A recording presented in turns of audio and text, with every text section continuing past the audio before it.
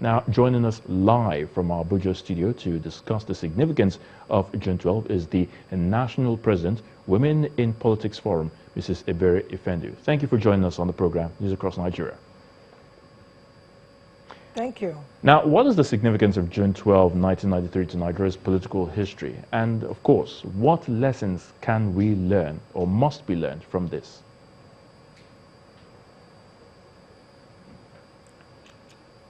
Yes, let me start saying that the president is doing so well, to recognize June 12 as Democracy Day. Because if you look back at what happened in 1993 and the aftermath of it, we'll recognize that we lost a woman in that struggle, Kudirat Abiola, and of course her husband too.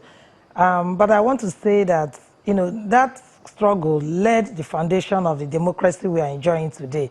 It's not yet a perfect democracy, but we are getting there gradually. But the important thing is that we've been able, to have a democratic setting for like 20 years now.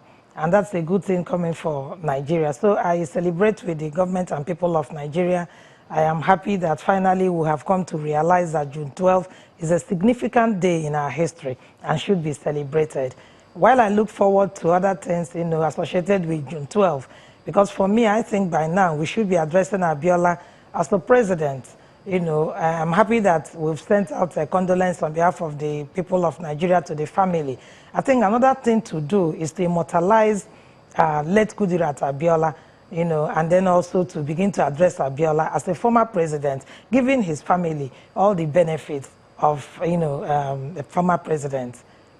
All right. Of course, you've talked about that, with the idea that perhaps the late Chief Abiola should be given the name as a former president. But of course, perhaps some people will still have a little bit reservations about that. But we'll even come to that. After President Buhari had apologized on behalf of the federal government and recognized the day as Nigeria's Democracy Day, in your view, can you really say that Nigeria has moved on from this unfortunate incident?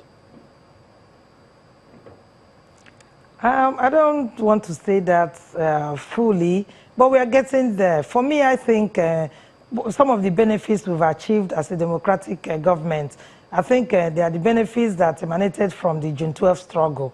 So for me, I can't say that, we have really learned, we have moved forward. No, we still have some of those challenges coming up.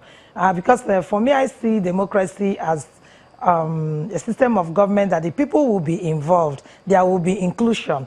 But if you look at what we are practicing, we still have some challenges. We don't have inclusion. The women are not part of governance. And so can you call that a true democracy?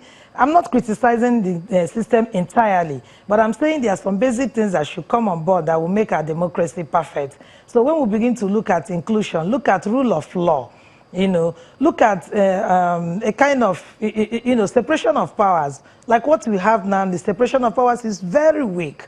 So we have very weak separation of powers, where the executive still dictates. The judiciary is not solely independent. Legislature is solely not independent. Tomorrow we are going to be inaugurating the Ninth Assembly.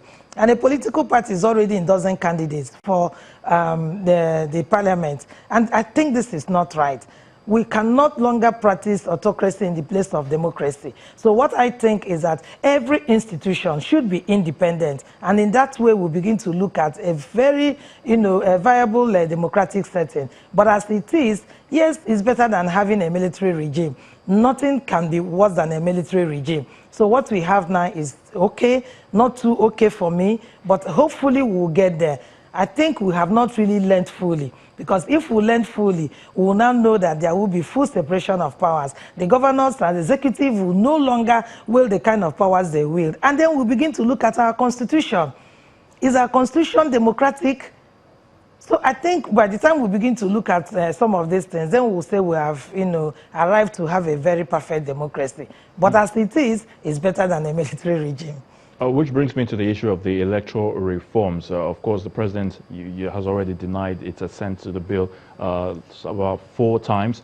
What do you think about this? I mean, you talked about the National Assembly. They will be inaugurated tomorrow. And of course, still going back to the issue of Chief MQ Abiola, the late Chief Abiola, I mean, you want him to be given the status of being a former president, and you think these are some of the things that can be pushed to the National Assembly?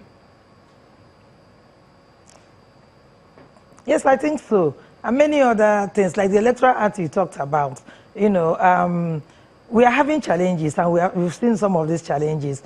Elections, after the elections, how many cases do we have before the electoral tribunal? There are also pre-election cases because of a lack of internal party democracy. So you see that the way we understand democracy is not the way other countries, understand democracy. So I want to believe that the National Assembly will look at the Electoral Act again and begin to make amendments. Believe me, we need more amendments. We have what we call a senator who was announced under duress. So we have to look at it. It's part of what the Electoral Act should deal with. Because if we allow some of these things to continue to show face in our democracy, we will get to a point where we can kill INEC officials and get what we want from them. Provided you've been announced as the winner, let the people go to tribunal, or the dead man will just go just like that. So there are so many things that we need to now look at and put in our Electoral Act that will help us, to build our democracy. Then we'll begin to compete with other countries of the world. I also expect that the Electoral Act also will compel political parties to fill a certain percentage of women.